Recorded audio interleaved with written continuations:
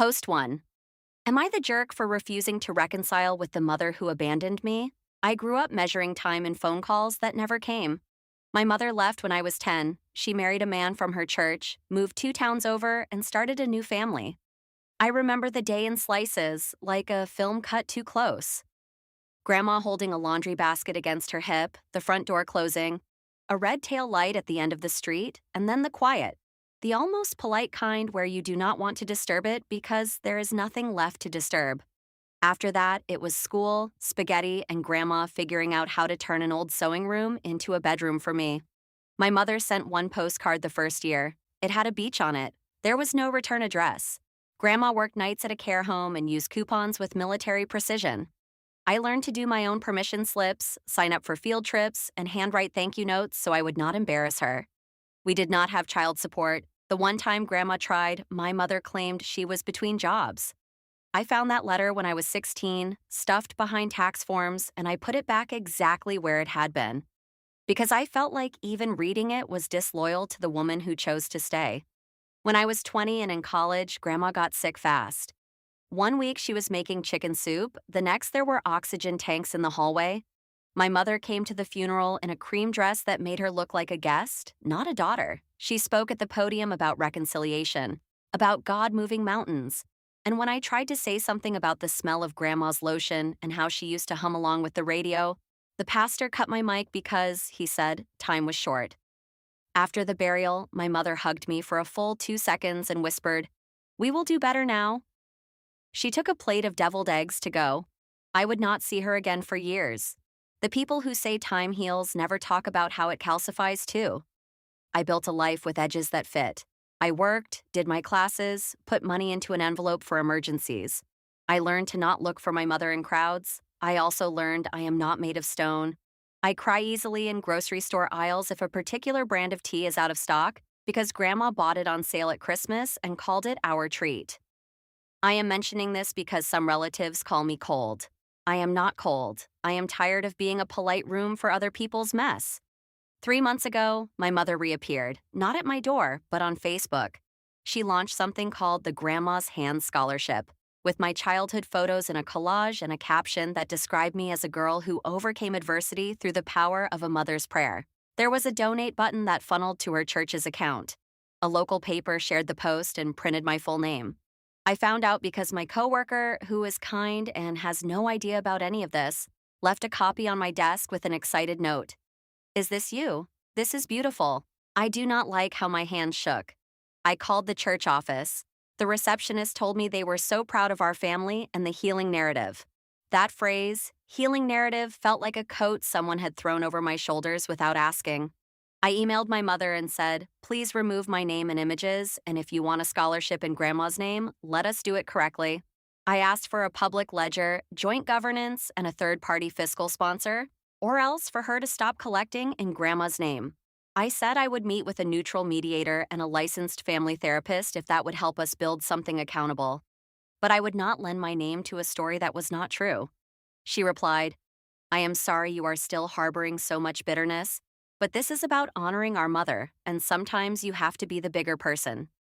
Then she called my aunt, who called me and said, "Men and women do what they have to.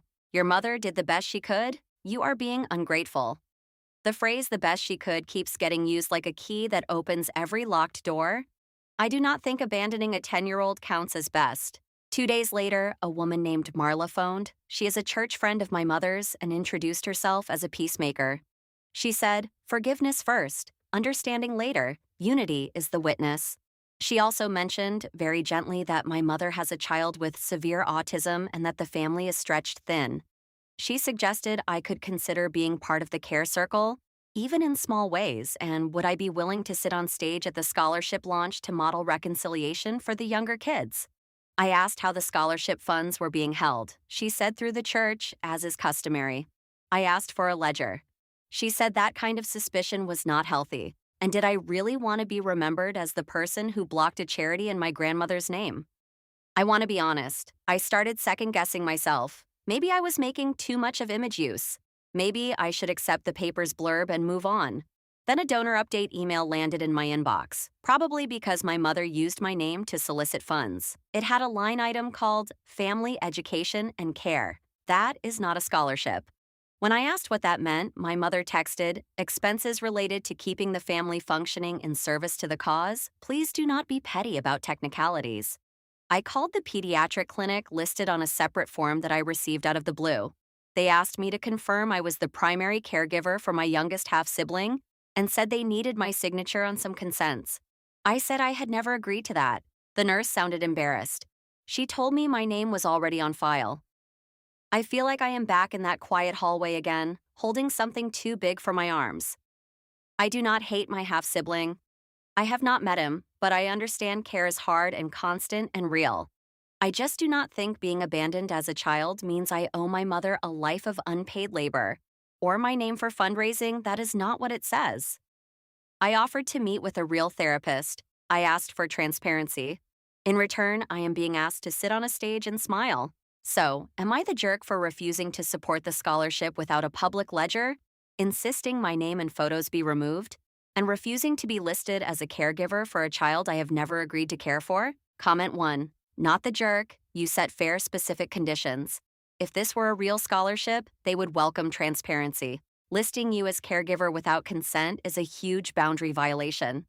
Comment 2. Just do one supervised lunch with your mom. Life is short and the child needs help. Maybe this is a sign to put the past behind you. Update 1. Some people asked for specifics, so I am going to be as clear as I can. When I was 12, I had a fever that would not come down. Grandma called my mother. The number went to voicemail. She left a message asking for insurance information because she thought it might still be active under my mother. No return call. Grandma took me to urgent care and paid in cash. When I was 14, I needed a graphing calculator for algebra. Grandma picked up an extra overnight shift and came home with the cheapest model and a grin, like she had won a prize. My mother sent a Christmas card that year signed from the new family, with a photo of their matching pajamas. The card did not include a note for me. I want to answer the people who wondered if maybe there were hidden efforts or quiet support. There were not. Grandma did everything. After my post, the phone started again. Aunt left 2 voicemails about how I was humiliating the family by making private matters public. The second one said, "Do not bite the hand that will have to feed you when your pride runs out." I saved the messages to a folder on my desktop called Documentation, which makes me feel like a bureaucrat, but I am trying to be an adult who has a paper trail. Marla called to invite me to a peacemaking breakfast. I asked for the ledger again and whether the church had a fiscal sponsor or a registered nonprofit entity for the scholarship. She sighed the way people sigh when they think you are missing the point on purpose. She said our point is reconciliation. I said my point is accountability. She said if you come to breakfast and agree to sit with your mother at the launch, we can finalize the details later.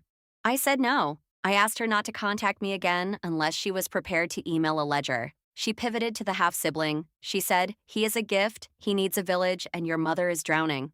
I said I am not a flotation device, and I did not consent to be named as caregiver. She said, "You are letting bitterness steal your blessings." I said, "You are using blessings as a word for unpaid labor." I know that sounds sharper than my last post. I am trying to be accurate. I am also tired. The pediatric clinic called again. Different nurse. She said they had a release form with my printed name already on it. I asked her to send a copy by email. She did. It was not my signature. I replied to the clinic that I revoke any claimed consent, that I have never agreed to be a caregiver, and that any future calls about consents should go to the legal guardians on file. I CC'd myself, then printed the email and slid it into a folder. That felt small and steady, like laying a brick. I also sent my mother a detailed email. I wrote that she must remove my name and childhood photos from all scholarship materials within 24 hours, that any future use required written consent, and that the scholarship must either cease fundraising or move under a third-party fiscal sponsor with a public ledger and board governance that includes me. I offered a path, but I also set a timer. I asked her to confirm in writing that she would stop listing me as caregiver and contact the clinic and school to correct the record. I closed with an offer to meet a licensed family therapist twice monthly for 6 months if she agreed to the above in writing and stopped triangulating relatives. She replied within 10 minutes. She wrote, I am disappointed to see you weaponize legalese against your own family. The way you talk about ledgers and boards shows how far your heart has wandered from grace. The scholarship is a ministry. Ministries do not need corporate paperwork. Your grandmother would be ashamed that you are blocking a blessing. Then she sent a separate text that said, "The church is overwhelmed. Please do not add to their burden with petty demands." An hour later, a donor update hit my inbox. It listed a new category called Family Education and Care. The previous balance was fully allocated. There was a note that said praise report for services rendered. I called the church office and asked what services had been rendered. The receptionist could not tell me. She transferred me to the treasurer, who did not answer. I left a message saying I was the subject of their printed stories and that funds raised in Grandma's name were not a personal checking account. I said I would be asking for a formal accounting. In the midst of this, stepfather texted a calendar invite for a care team meeting at their church. The invite listed participants, including me, 2 of the teenagers, Marla, and a respite coordinator. I declined and replied in the invite comments that I am not a caregiver, that any claim otherwise is fraudulent, and that I will not attend. He texted back, "All the full siblings have said no. It is your turn as the eldest daughter. You owe your mother for years of sacrifice." That made me choke, actually choke, in my kitchen. Sacrifice is not abandoning a child and starting fresh 2 towns over. Then the tag happened. Aunt posted a public status that said, "Please pray. Our family is close to a beautiful reconciliation, but certain parties are clinging to pride." She tagged my workplace. My manager called my desk and asked if everything was okay. I told her there was a family matter and that I was handling it. She was kind and said to let her know if anything spilled over. I drafted an HR note with screenshots, a summary, and a request to flag and filter any posts that target the company tag. I felt strange sending it, like I was making too much of things, but the paper trail helps me breathe. I also started researching how to do this correctly. Reddit has been clear that if a scholarship is real, transparency is welcome. I looked up fiscal sponsors in my city. It is not that hard to find a reputable one. They handle the accounting. They provide the public ledger. If my mother wanted to honor Grandma, she could do it this week in a clean way. Instead, she sent me a final text tonight that said, "Stop trying to control me with conditions. Either you sit on stage at the launch and be a daughter, or do not speak to me again." It was not a difficult choice. I feel guilty writing this because mixed in with my anger is a picture of a child who did not choose any of this, a child with needs that do not take weekends off. I do not blame him. I do not blame the teenagers who said no and went on with their lives. I blame the person who tries to use my childhood as an invoice. So, with all of this explained, am I the jerk for refusing the breakfast meeting, declining the care team invite, demanding a public ledger and third-party oversight before any scholarship launch, and telling the clinic in writing that I revoke consent and will not act as caregiver? Comment 1. Not the jerk. The forged caregiver consent alone is a serious problem. Your written boundary plus a paper trail is exactly right. Ministries that are legitimate do not fear ledgers. Comment 2. Breakfast is not a trap. Meet them once face to face. You are making this harder than it has to be. Update 2. I thought the public tagging at my workplace would be the peak, but it was only the opening act. Aunt posted a long prayer request on Facebook with a photo collage of Grandma's face, my mother's smiling family, and one childhood picture of me that must have come from an old album. The caption said we were close to reconciliation if only certain hearts would soften. She tagged my employer again and used the scholarship link.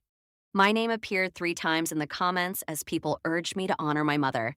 There was a sentence that made my stomach drop. It read, "OP is scheduled to speak next Sunday at the scholarship launch." I had never agreed to speak. I had declined twice in writing. I sent a calm email to HR with 3 screenshots and a 1-paragraph summary. I asked that our social media filters be updated to catch any post tagging the company that uses my name or claims a company sponsorship. I added a line that said I will keep this entirely outside of work hours and off company devices. The policy language made me feel anchored. HR replied within an hour. They thanked me for the heads up, added filters, and told me to escalate if anyone attempted an in-person confrontation at the office. They also asked if I wanted building security to be informed. I said not yet, but I would update them. My mother used the comments under Aunt's post to write a speech about forgiveness. There was no mention of ledgers, sponsors, or the fact that funds had already been spent on family education and care. The word ministry appeared 6 times. The word scholarship appeared 11. People from her church added hearts and doves. I scrolled until the screen blurred, then closed the app and put my phone in a drawer. I took a walk around the block. When I came back, I made peppermint tea and opened a clean document and titled it Timeline. I entered dates, actions, screenshots, and who contacted whom. Row by row, it felt less like drowning and more like taking inventory. That night, stepfather texted again. He wrote that all full siblings had declined caregiving and that the pressure on their home is not sustainable. He said the special needs child loves routine, and that I could offer a simple, sacred routine every Saturday as a start. He attached a calendar with my name slotted in. I replied with a single sentence. I am not a caregiver, remove my name, and do not contact me about scheduling again. He responded with a paragraph about duty. He ended with, you will regret this when you are older. I added the exchange to the timeline and muted his number. 2 cousins reached out privately. One sent a single heart emoji and wrote, I see you. The other asked if I would consider a 1-hour lunch in a public place with a neutral third person present, because optics would calm the older relatives. I thanked both, said I appreciated the quiet support, and explained that I had asked for specific steps that were not being met. The cousin who suggested lunch said she understood and wished she felt brave enough to say that out loud. I told her I did not think of it as brave. I thought of it as finally using the same rules other adults use to manage money and caregiving. She wrote, that is brave in our family. Marla called again. I let it go to voicemail. She left a message describing a path to unity. She said the scholarship launch would include a small segment on the family's special needs journey, and that it would be powerful if I offered a few words from the stage about honoring Grandma by stepping into service. She said a photographer would be present to capture the moment. She also said she had heard I was creating legal obstacles that were confusing donors. I saved the voicemail and sent a 1-sentence response by email. Please direct all future communication to writing and do not use my name or image in any event materials. The next morning, a local paper ran a teaser blurb for the launch and used a line that implied I was a featured speaker. My hands felt cold reading it. I emailed the editor with a short correction, included my previous emails to my mother about removal of my name and images, and asked for a retraction. The editor replied that they had been assured by the church this was a positive family story and that they would reach out to verify. I sent them the donor update that used the category Family Education and Care and a screenshot of my written decline. Then I asked them, in plain language, to please remove my name. They said they would look into it. I hate that phrase, but I added the email to the timeline and kept going. I also wrote to the church board. I laid out the dates. I asked for a ledger. I asked for the fiscal sponsor's information. I asked them to stop using my name and image and to correct the listing that said I would be speaking. I copied the pediatric clinic's note about the forged caregiver consent and my revocation. I was not angry in the email. I used bullet points and attached files. If anyone ever reads it without the history, I want it to be legible. Later that day, my inbox filled with unsolicited advice. Some were kind, some were cutting. One said that a true daughter steps in where others will not. One said that the scholarship was the only good thing to come out of our family's trials, and I had no right to take it away. A few donors wrote that they had given in good faith and expected the money to help a student, not pay bills. I replied to those donors with a brief note saying I was seeking transparency and had asked for oversight to protect the scholarship's purpose. I did not tell them what I suspected yet. I do not want to get ahead of the facts. It is not that I doubt. It is that I want proof. And I need to say this because the last few days I have read your comments at night when my brain will not sit still. I would have backed down by now if not for everyone who explained what a real scholarship looks like and how normal it is to ask for a ledger. Thank you for helping me notice that I have been underreacting for years. I thought my choices were smile on stage or be cruel. Those are not the only choices. It is not cruel to insist that money raised in someone's name be accounted for. It is not cruel to refuse unpaid labor because a parent who left once wants to delegate care now. Cruelty is using a child in a photo to sell a story that is not true. By evening, the paper added a line at the bottom of the blurb that said, "Speaker list subject to change." It is not the correction I asked for, but it is not nothing. I sent them a follow up. I sent the same to the church board. Then I set two alarms, one to remind me to email a consumer protection hotline tomorrow, and one to look up how to find an independent fiscal review option. I also bookmarked 3 local fiscal sponsors and read their application pages. The steps are not complicated. Submit a proposal, define the purpose, agree to public reporting. That is all I want. Tonight I called my grandmother's old number, the one that is black plastic and lived on her kitchen wall. It goes nowhere now. The sound still calms me. I told the quiet that I miss her. I told the quiet that I am trying to honor what she taught me. You can be kind and still say no. You can be respectful and still write things down. You can love a child you have not met and still refuse to be coerced. Comment 1, you are doing everything right. Documenting, correcting the record, and asking for oversight are reasonable. Listing you as caregiver and pre-announcing you as a speaker are manipulative tactics. Keep everything in writing and keep HR in the loop. Comment 2, real scholarships run through fiscal sponsors or registered nonprofits with independent oversight and public reports. Your requests are standard. Stay firm. Update 3. I woke up to my face on a flyer. A coworker texted a photo from a cafe bulletin board. The flyer had Grandma's picture in soft focus, a dove in the corner, and a bold title for the scholarship launch with the line featuring OP, our special guest and incoming family caregiver. There was a QR code to donate through the church account. I felt a drop in my stomach like missing a step on the stairs. Then I opened my email. A mass invitation from my mother's church included a speaker schedule that placed me after a segment called Blessing the Care Circle. I had not agreed to a single minute of this. I stopped scrolling. I opened my timeline. I copied the flyer image into the file and the email beneath it. Then I took a breath and wrote 3 messages. The first went to the venue manager listed on the flyer. I introduced myself as the person being advertised without consent. I attached my prior emails where I had declined. I wrote that any use of my name or image must cease, and that I did not consent to being presented as a speaker or caregiver.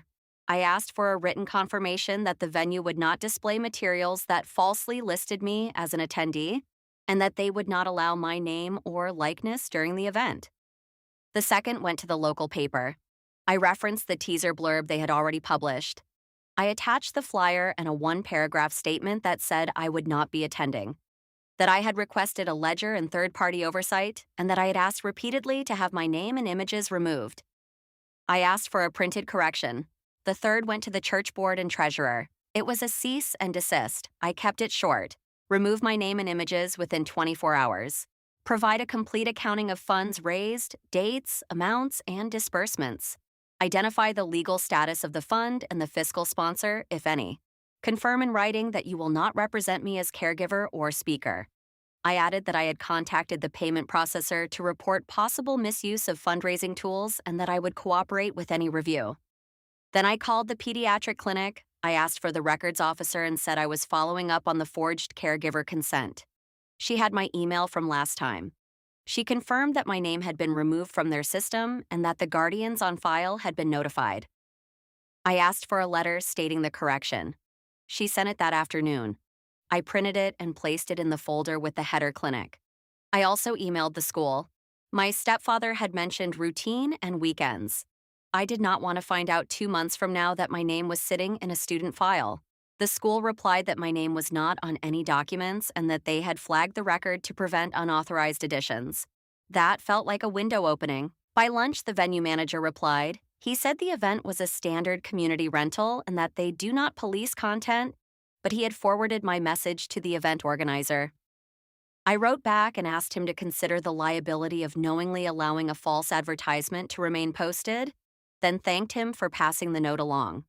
I sent a similar message to the coffee shop where the flyer had been seen. Small steps, brick by brick, the paper responded next.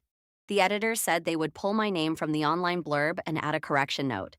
I refreshed the page and saw the update. It read, correction. OP has informed us she is not a scheduled speaker. Thank you. I emailed a short thank you in return and saved a PDF. Around 2, Marla left a voicemail. She said I was choosing paperwork over people and that God honors hearts that bend. She also said the scholarship launch would be a powerful testimony with or without me. She suggested I show maturity by not making a fuss. I let the message sit. I am done arguing on the phone. I sent a single line reply by email: cease using my name and image, provide a ledger, and stop representing me as caregiver. At 3, my mother texted a photo of the church sanctuary in progress. She wrote, "Look what you are throwing away. Rows of chairs, a banner with Grandma's name, a lectern with a floral arrangement." For a second, grief and rage braided together. I closed my eyes and pictured Grandma's kitchen clock. Tick, pause, tick. I wrote back, remove my name and images. Stop fundraising in Grandma's name without oversight, and stop listing me as caregiver. She replied, bitterness is a prison. I did not engage. I also made an appointment with a legal aid clinic for a brief consult. The volunteer attorney was calm and focused. She walked me through simple options. 1, keep everything in writing. 2, send formal letters by certified mail so there is proof of receipt. 3, report misrepresentation to the payment processor and the State Charity Bureau. 4, notify the church's insurer that a dispute exists about advertising and image use so they are not blindsided later. She also suggested a short factual statement for anyone who asks. I cannot speak for the church, but I can confirm I am not participating and have asked them to remove my name and images. The goal is to be clear and boring. I wrote the certified letters that night. I kept each to 1 page. Cease use. Provide accounting. Identify legal status. Remove caregiver listings. I included printouts of the flyer and the schedule. I sent 1 to the church treasurer, 1 to the board chair, and 1 to the pastor. I mailed copies to the venue for their file. I also filed reports with the payment processor and the State Charity Bureau. The payment processor auto replied with a ticket number. The Bureau sent a form asking for attachments. I uploaded the timeline as a PDF with redacted personal details for the minor child. By evening, Aunt posted again, this time with a caption about hard hearts that choose law over love. She wrote that the scholarship had already blessed many and that a season of restoration was here. Someone in the comments asked for a list of scholarships awarded. No one answered. I did not reply either. I added a screenshot to the timeline and closed the app. 2 practical things shifted today that made me feel steadier. HR updated my file to include a note for security. If Aunt or anyone shows up, the front desk will call a manager and not me. And the clinic letter stating the revocation of consent arrived as a PDF with a date and a signature. It is a small piece of paper with a big effect. It means that if anyone tries to add my name again, there is a record that I said no. I also drafted a simple public statement in case someone tags me or sends a message asking for my side. It reads, I am not involved with the event or any fund using my grandmother's name. I have requested a public ledger, third-party oversight, and removal of my name and images. I am not a caregiver and have revoked any claimed consent. Please direct questions to the organizers. It says only what I can prove. Before bed, I looked at the flyer 1 more time. The words incoming family caregiver sat under my name like a label someone had tried to stick to my back. I remembered the pastor at Grandma's funeral cutting my mic. Time was short, he said. It still is. I am done giving my minutes to people who confuse service with control. Tomorrow, I will check the certified mail receipts. I will follow up with the payment processor if I do not hear back. I will email the editor to thank them again for the correction and ask if they will consider a short piece on what a real scholarship requires. So donors know what to look for. Not to drag anyone, to educate. If my mother wants to honor Grandma, the path is simple. Ledger, sponsor, board. Until then, my answer is no. Comment 1, you handled this perfectly. Certified letters, platform reports, clinic and school corrections, and HR coordination. Textbook boundary work. Keep the timeline current and let the paper trail do the heavy lifting. Comment 2, as someone who supports families with high-needs kids, thank you for saying no to being drafted. Real help is built on consent and clear roles, not on pressure and public shaming. Update 4, dinner at Aunt's house was pitched as a quiet evening to remember Grandma. The text invite said lasagna and stories. I stood on the walkway for a long second before knocking, rehearsing safe topics in my head. The front door opened to a room that felt staged. Marla was seated near the head of the table. A tripod waited in the corner. A poster board leaned against the wall with the scholarship logo and a printed photo of me at 12, hair in a barrette I hated. My stomach dropped. I knew then it was not a dinner. It was a set. I nearly turned around. I told myself I could leave. Then Aunt hugged me hard, walking me inside like a reluctant guest of honor. My mother stood up with a practiced smile. Stepfather laid a thick folder on an empty chair beside my plate. He tapped it and said, "Care plan, very manageable, Saturday routine only to start." Marla greeted me and said, "We will begin with a moment of prayer and then open the floor for a few words of gratitude." I sat with my coat still on. I set my phone to record and placed it face down by my water glass. My pulse felt loud in my ears, but not the wild kind from the first ambushes. This was a steady drumbeat. One beat for every email I had sent, one for every certified letter, one for the clinic letter with the signature and date. Aunt killed the light so the string bulbs looked soft, and my mother began. First came a short prayer about forgiveness and unity. Then she spoke about the scholarship and the family's special needs journey. She used the phrase stepping into our calling. She gestured at me like a teacher introducing a student. I stood before she could say my name and said, "Stop. Turn the lights back on. No photos, no recording." Aunt hesitated. I said, "Now please." She clicked the switch. I looked at each face. I said, "I am here because the invite said dinner to remember Grandma, not because I agreed to be a prop. You planned a program. You set up a tripod. You printed my childhood photo without consent. You put a care plan on my chair. I will be very clear. You will remove my name and images from all materials. You will shut down the fundraiser or place it under a third-party fiscal sponsor with a public ledger and a board that includes me. You will repay any diverted funds, including tuition and medical bills paid out of donations. You will stop listing me as caregiver. You will stop tagging my workplace. You will stop calling clinics and schools with my name. You will engage in family therapy with a neutral, licensed therapist for 6 months. You will stop triangulating through Marla and Aunt. If you do not agree to all of this in writing within 7 days, I will have no contact with any of you. Not for holidays, not for events, not for photos. I am done. There was a beat of silence, then my mother performed sorrow like reading a familiar script. She pressed a tissue to the corner of her eye and said, "You are cruel and lost in legalism. The child is suffering and you want accountants. Your grandmother would be ashamed." I heard my own voice come out calm. I said, "Grandma balanced checkbooks and counted coupons at the kitchen table. She lived inside ledgers. Accountability is not a betrayal of love. It is how love pays the bills." Stepfather slid the folder toward me. He said, "This is not complicated. A signature here and we all go home blessed." He pushed a pen across the table. I did not touch it. I said, "Remove my name from the clinic and school."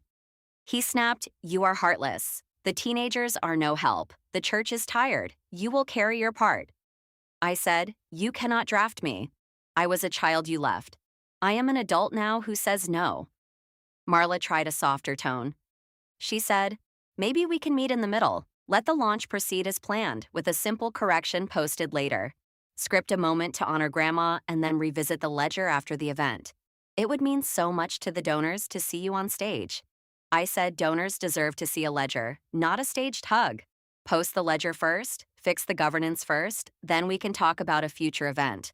Aunt chimed in with a familiar refrain. She said, "The stress is killing me. The family cannot take this much longer. Think of your grandmother. Think of the little one. Your pride is going to ruin everything." I looked at the poster board with my 12-year-old face pinned to a story I did not agree to. I said, "Pride would be pretending I believe you. Respect is saying the truth out loud." My mother's face changed then.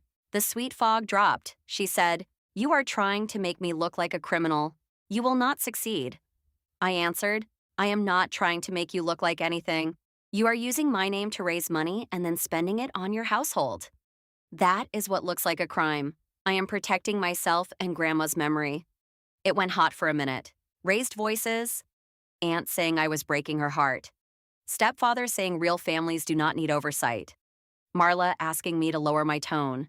My mother crying into a napkin so carefully it felt like a stage direction. I did not match their volume. I repeated the list once more, slowly. Remove name and images. Shut down or fiscally sponsor. Public ledger.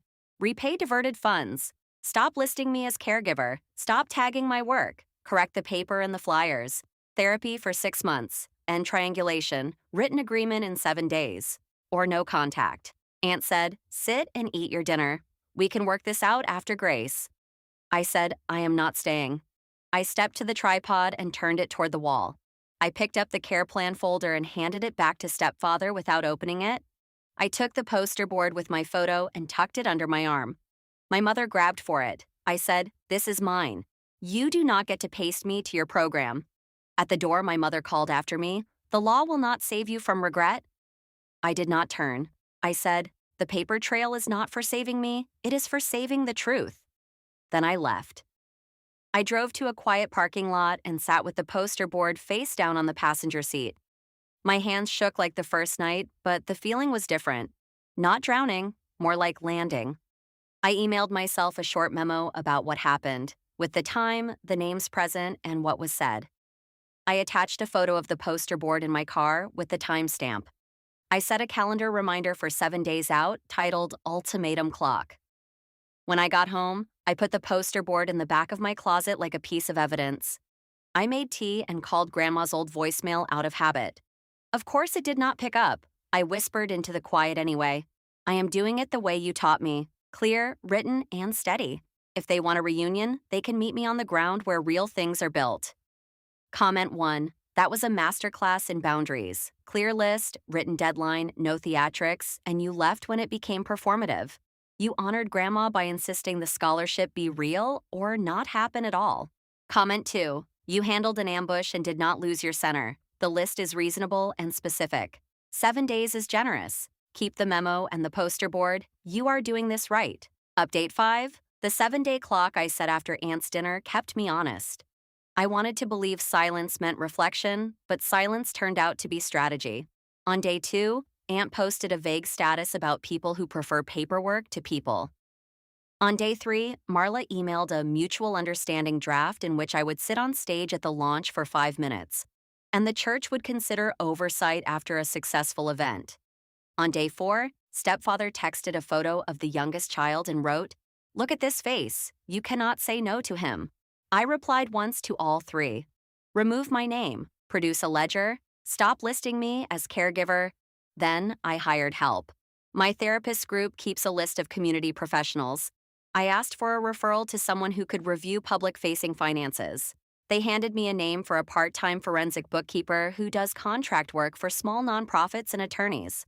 We met on a video call. I showed her my timeline, donor emails, the payment processor ticket, screenshots of the flyer, and the church posts. She explained what she could do without subpoenas.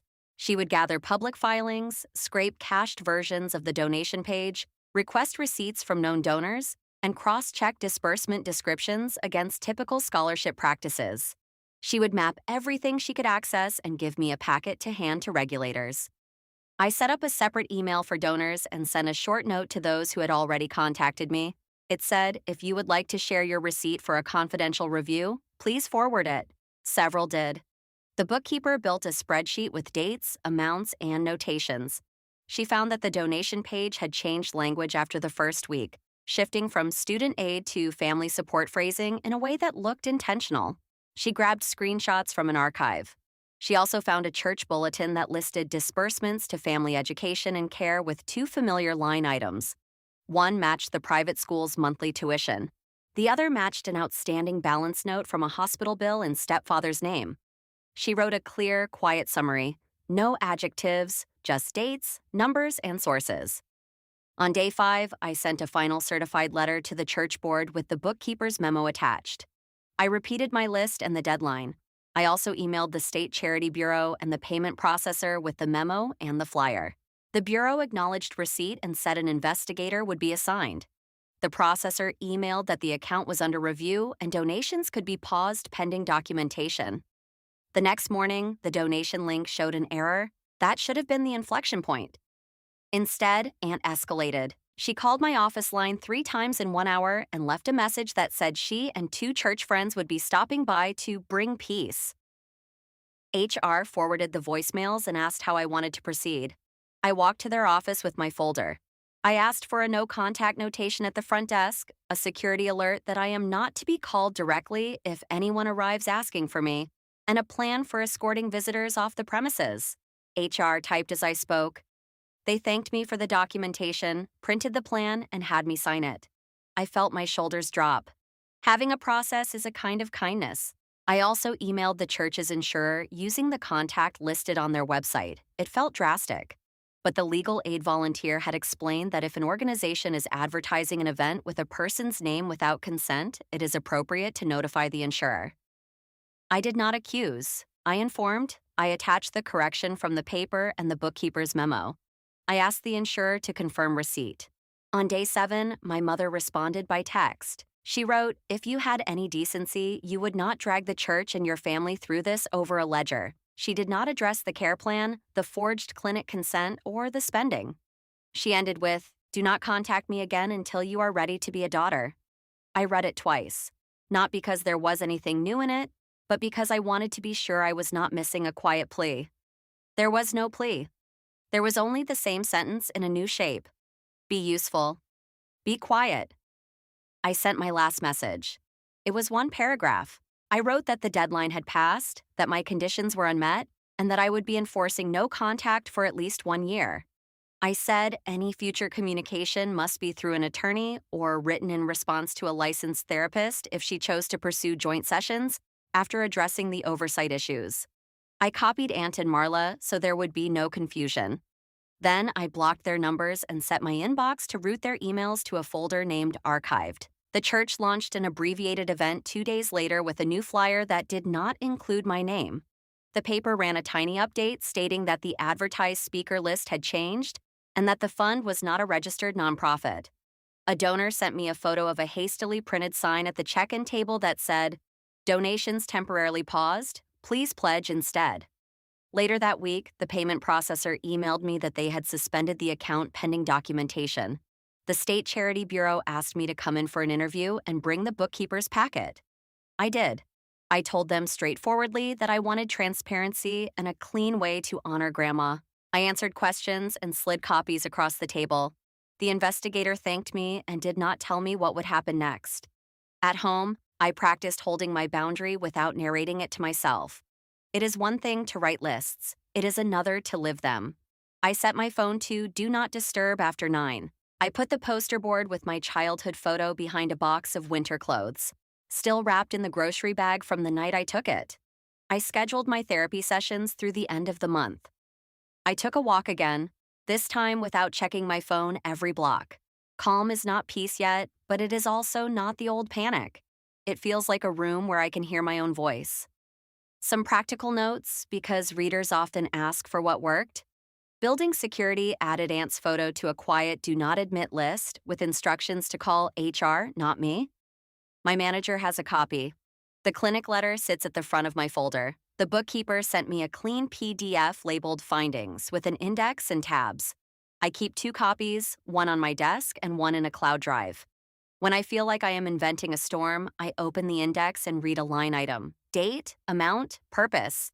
It pulls my mind back to the ground. No one in my family has apologized.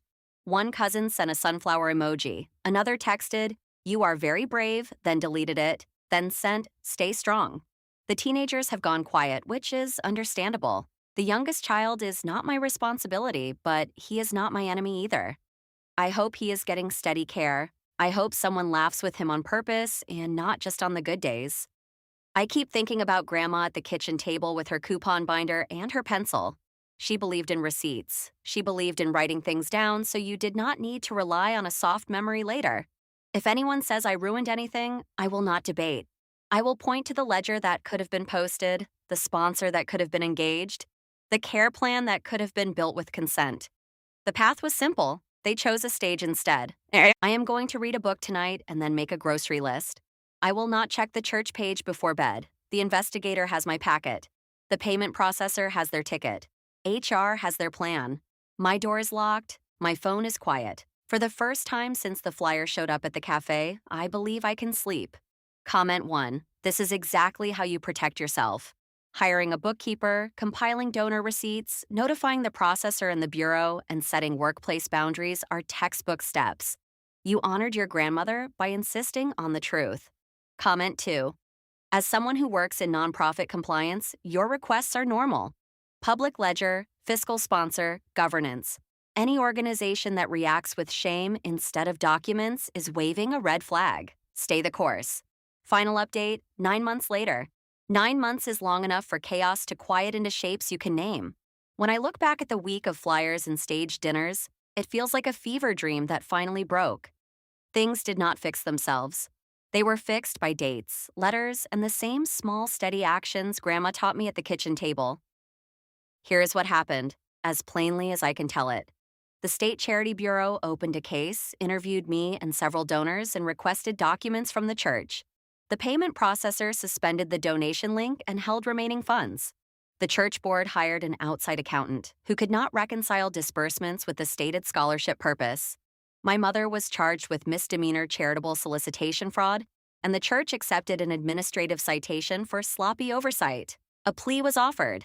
My mother took it. She received probation with restitution and an order that she cannot control any charitable fund for a fixed period. The court schedule was short. There was a simple allocution. She spoke softly about intentions, never about actions. Afterwards, she told a relative that she was a victim of a smear fueled by bitterness. She has not admitted the basic facts to me, and I no longer stand in that courtroom in my head waiting for it. The fund dissolved. Donors were offered refunds from what the processor held. The rest became a restitution plan. A letter went to the local paper. It was cautious, but clear enough. The paper ran a small piece that explained how to vet a real scholarship and included quotes from 2 legitimate fiscal sponsors. I printed that article and tucked it inside my folder behind the bookkeeper's memo.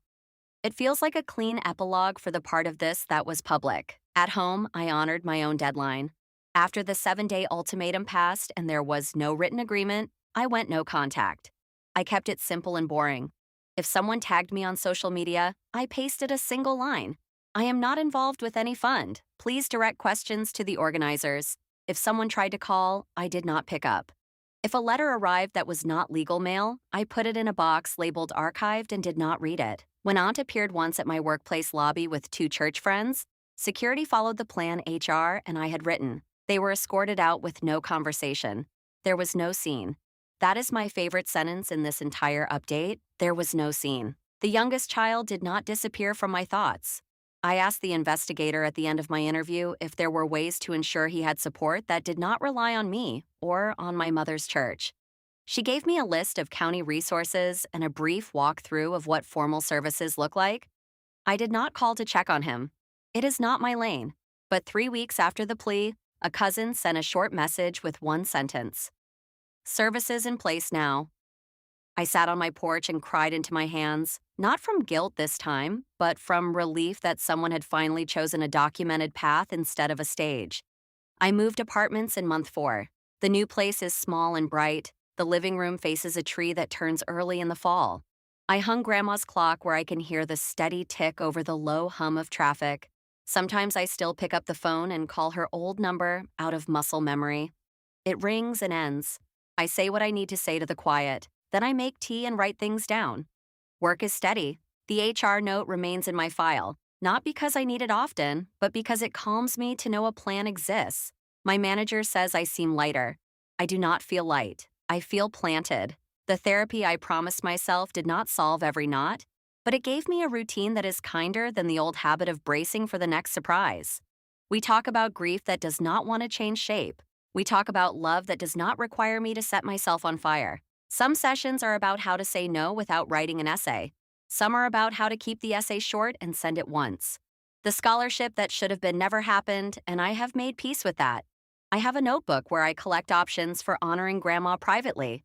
There are endowments run by real organizations that accept small monthly contributions. There are volunteer reading programs at the branch library where she checked out cookbooks for the pictures. I do not need a stage or a banner or a flyer to honor a woman who counted coupons with a pencil. I need a ledger in my kitchen drawer that shows a transfer on the 1st of every month to a place that posts a public report. That is romance to me. Receipts are romance.